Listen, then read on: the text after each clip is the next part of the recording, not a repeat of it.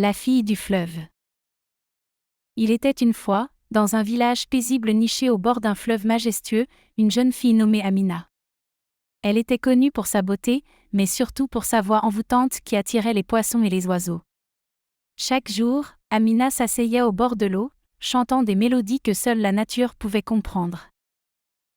Un soir, alors que le soleil se couchait, Amina entendit un murmure doux, comme un chant qui émanait du fleuve. Intriguée, elle se pencha et vit une silhouette éthérée émerger des flots. C'était l'esprit du fleuve, un être magnifique avec des cheveux d'algues et des yeux brillants comme des étoiles. L'esprit, impressionné par la voix d'Amina, lui parla : « Je suis l'esprit du fleuve, et ta chanson résonne dans mon cœur. Je peux te faire un don en échange de ta gentillesse envers la nature. Quel est ton vœu ? » Amina, émue, pensa à son village qui souffrait parfois de sécheresse. Elle répondit : « Je souhaite que mon village ait toujours de l'eau, afin que les récoltes prospèrent et que chacun ait à boire. » L'esprit, touché par sa générosité, leva les bras.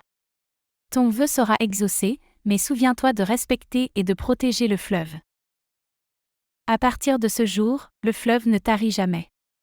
Les champs fleurirent, les rivières débordèrent de vie, et le village prospéra. Amina devint la gardienne du fleuve, enseignant aux villageois l'importance de respecter la nature. Les années passèrent, mais Amina ne cessa jamais de chanter.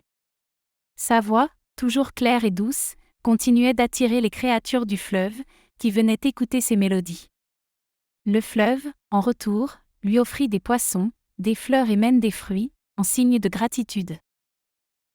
Un jour, alors qu'Amina chantait à la lueur de la lune, l'esprit du fleuve apparut à nouveau. « Tu as honoré ta promesse, Amina. Je te fais maintenant une nouvelle offre.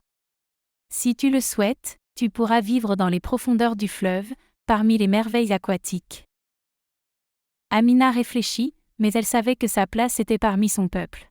« Je préfère rester ici, à chanter pour ceux que j'aime et à veiller sur le fleuve. » L'esprit sourit et, en signe de respect, fit un dernier cadeau.